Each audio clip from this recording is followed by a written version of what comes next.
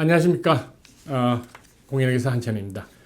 오늘은 우리가 사업을 하면서 기본적인 거지만 많은 분들이 의외로 궁금해 하더라고요.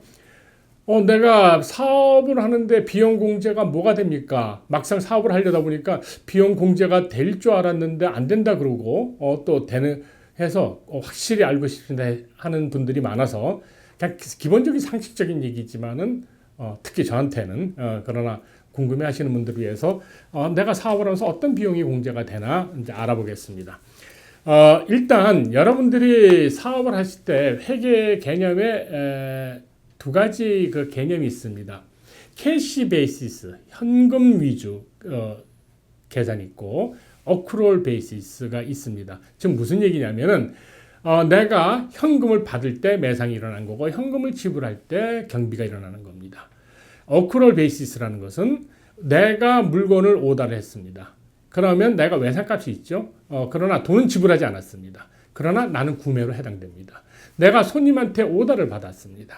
그래서 그랬을 때 나는 현금을 받지 않았지만 나는 벌써 매상이 발생이 되는 겁니다. 이게 이제 어크루얼 베이스와 캐시 베이스입니다. 그러나 주식회사를 하시는 분들은 어크루얼 베이시스가 거의 많은 대중을 차지하고 있고 LLC라든가 개인 명의 파트너십을 하시는 분들은 캐시 베이스가 되겠습니다. 캐시 베이스라는 개념을 왜 이렇게 말씀을 드리냐면 여러분들이 12월 31일 날 돈을 지불하시면 그의 경비입니다.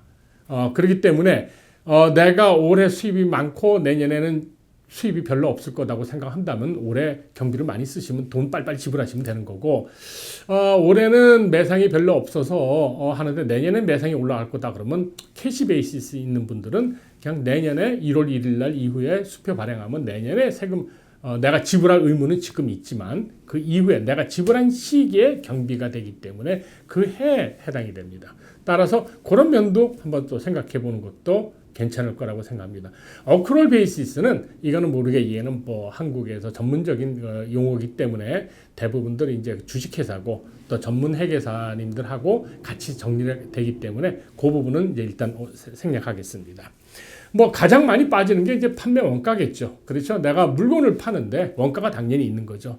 그래서 그 원가를 일단 공제가 되겠습니다. 구매. 그러나 내가 이번에 50만 불어치 물건 샀다. 그러니까 다 빼자가 안 됩니다. 무슨 얘기하면 물건은 20만 불어치밖에 안 팔았고 내가 50만 불 물건 샀지만 10만 불이 원가고 나머지 40만 불은 스탁으로 인벤토리로 남아 있습니다. 그렇기 때문에 실제로 내가 20만 불 매상을 올린 거에 물건에 해당되는 그 부분에 대해서 원가만 됩니다. 그러니까 많은 분들이 첫 해 내가 굉장히 많이 돈을 이리저리 넣고 그래서 주머니에 하나도 남은 것도 없는데 뭔 세금이 이렇게 많이 남았냐 이익이 남았냐 바로 그 회계나 회계 개념에 의해서 그렇게 되는 겁니다. 내가 지불했다고 해서 되는 게 아니고 이것은 내가 이 물건을 팔기 위해서 거기에 해당되는 그 물건, 그 20만 불어치에 대한 원가만 당해년도에 공제가 되는 거게 되었습니다. 그 다음에 여러분이 알다시피 일반 비용입니다. 비즈니스에 관계된 거는 다 할 수 있습니다. 일반적으로 상식적으로. 그러니까 내가 개인적으로 그러니까 비즈니스로 한다는 얘기는 임대료, 전기, 전화, 직원 봉급, 광고비, 수리비 여러 가지 다 됩니다. 몇 가지만 조금 더 기본적으로 조금 더 조심하시면 되는 부분이 있는데 일단 다른 회에서 한번 미렌 엔터테인먼트라고 해서 접대비에 대해서 얘기한 적이 있는데 식사비는 50%까지밖에 안 됩니다. 따라서 식사비를 내가 예를 들어서 50% 100불을 했다 그러면 50%만 공제가 되고 그럼 50%는 뭐냐? 결국은 나한테 이익금으로 남게 되는 겁니다. 비록 나는 100불을 지불했지만 그리고 나는 주머니에 아무것도 없고 안 남았다고 제로 밸런스가 돼 있지만 회계나 세금 계산할 때는 50%만 공제되고 나머지 50%치 먹은 건 내가 먹은 거기 때문에 거기에 따라서 50%에 대한 이익이 남고 세금을 내야 된다는 그런 개념이 되겠습니다. 그 다음에 이제 선물을 합니다. 우리 손님들한테 내가 이렇게 크리스마스 때 선물을 한다. 우리 단골 손님들한테 할 때 1인당 1년에 25불입니다. 그 이상이 되면 그것은 공제받을 수가 없습니다. 그래서 여러분들께서 하실 때 25불 이상의 것은 여러분들이 조금 더 신중을 기해 주시기 바랍니다. 그 다음에 이제 그 모게지 그 이자 같은 거가 있습니다. 자, 이제 모게지 부분에 대해서 말씀드리겠습니다. 내가 하기 위해서 뭐 SBA 융자를 받았다. 내가 사업을 하기 위해서 돈을 융자 받아서 10만 불 지금 갖고 있다. 이랬을 때 10만 불 갖고 있을 때 내가 한 달에 2천 불씩 2만 4천 불을 내고 있는 가운데 한 달에 이제 2만 4천 불 나갔죠. 내가 그냥 이렇게 단순하면 나는 2만 4천을 지불했을 때 2만 4천이 경비라고 생각할지 모르지만 경비가 아닙니다. 왜냐?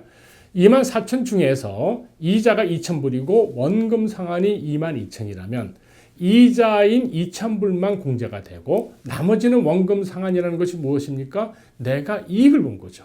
내가 돈을 번 거죠. 따라서 내가 거기에 대해서는 이익금이, 그러니까 나는 지불했습니다. 난 주머니에 돈 지금 안 남아 있어요. 그런데도 세법상은 원금 상환은 이익을 본 걸로 해서 세금을 내야 됩니다.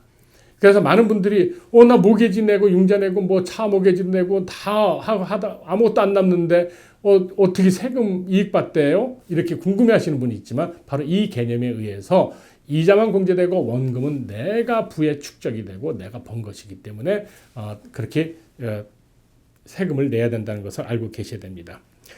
그 다음에 이제 그 연방정부, 주정부 이런 데 세금 내는 거, 뭐 종업원들 펜션 플랜에 도와준 거, 뭐 이런 거 다 해당됩니다.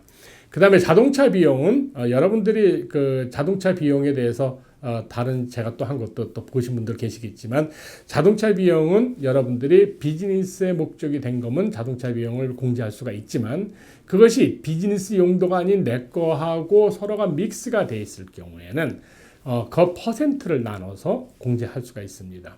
이때는 스탠다드 마일리지나 아니면 액추얼 마일리지, 즉 무슨 얘기냐면 내가 기록 마일리지는 서로 구분된다. 내가 1년에 15,000마일 뛰는데 10,000마일은 비즈니스고 5,000마일은 개인이 쓰고 있다. 그러면 3분의 2는 비즈니스입니다.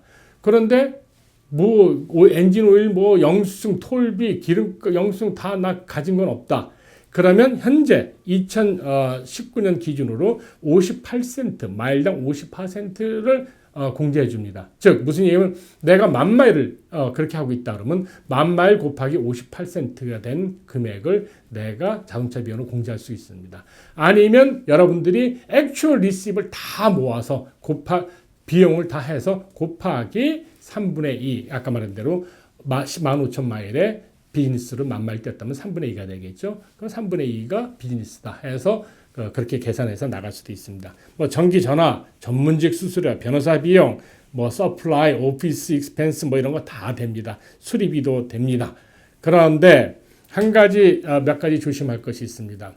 내가 기계를 샀다. 그래서 5만 불 기계를 샀다. 아니면 예를 들어서 기계를 5천 불짜리 샀다. 그래서 5천 불을 공제하겠다가 아닙니다. 감가상각비라고 여러분들 혹시 들어보셨는지 모르지만은 감가상각비라는 것이 이것입니다. 우리가 이렇게 퍼니처를 샀다. 아니면 유튜브 장비를 샀다 했을 때 이것은 오래 쓰고 1년 쓰고 버리는 것이 아닙니다. 이것으로 아마 5년, 3년, 7년, 10년 이렇게 쓸 수가 있는 것이 있습니다. 따라서 그 매 해당 연도에 따라서 배분해서 나눠서 경비를 공제할 수 있는 것이 감가상각비가 되겠습니다. 다시 한번 말씀드리면 예를 들어서 5,000불짜리 카피 머신을 샀다. 그럼 5,000불을 나는 지불했습니다. 나는 주머니에 남은 게 없습니다. 그러나 여러분들께서는 그 5,000불이 바로 공제되는 것이 아니고 5,000불을 5년 동안 1,000불, 1,000불, 1,000불, 1,000불, 1,000불 해서 그렇게 공제를 받을 수가 있습니다. 이것을 감가상각이라고 합니다. 디프리시에이션이라고 하는데 이것을 결국은 5년 지나면 똑같이 5,000불 혜택을 본 겁니다. 다만 일시불로 빼지 못하게 막아놓은 것뿐입니다. 그러나 예외 조항으로 179 섹션이라 그래갖고 어느 정도 금액까지는 예를 들어서 여러분들이 목돈으로 혜택을 공제받을 수는 있습니다. 무슨 얘기냐면 내가 15,000불짜리 무슨 장비를 구입했는데 올해 이익도 많이 나고 해서 15,000불을 다 빼고 싶다 하면은 179에서 예외 조항으로서 할 수가 있습니다. 그러나 일반적인 것으로는 일반적인 기존 기본 개념은 딥 감가상각 모든 장비나 퍼니처는 수명 라이프에 따라서 나눠서 공제를 받아야 되는 게 원칙이지만 세금 혜택을 좀 더 빨리 보기 위한 기업의 투자나 이런 것들을 장려하기 위해서 여러분들께서는 그것을 한꺼번에 뺄 수 있는 방법은 있긴 있습니다. 그러나 하여튼 감가상각이라고 해서 그렇게 한꺼번에 원칙 모든 것이 빠지는 것은 아닙니다. 그 다음에 이제 우리가 사업 경비 아까 그러면 이제 그 정도면 내가 볼 때 이제 대충 빠질 거는 다 경비가 빠졌고 나머지 것이 한 가지 유의할 점이 있습니다. 기부금이나 정치 자금 이런 것들은 한도가 있습니다. 특히 벌금 내가 그 사업을 하다가 뭐 벌금을 맞았다. 그래서 벌금을 2,000불 냈다. 벌금은 원칙적으로 그 대중 공공의 이익에 반한 거기 때문에 공제 대상이 안 됩니다. 그래서 이 점 조금 좀 유의해 주시고 그다음에 정치 자금 어디 대통령 캠페인에 회사 수표로 했다. 그것도 정치 자금으로서 해당되지 않습니다. 또 헌금이라든가 이런 기부금이 나갈 때도 그 주식회사 같은 경우는 한도가 있습니다. 따라서 그거는 그 기부금은 안 되는 건 아니지만 그 나갈 때는 그 헌금이나 이런 부분은 여러분들의 소득에 비례해서 나가고 조정이 한도가 있기 때문에 조금 미리 전문가와 상의해 주시면 되겠습니다. 감사합니다.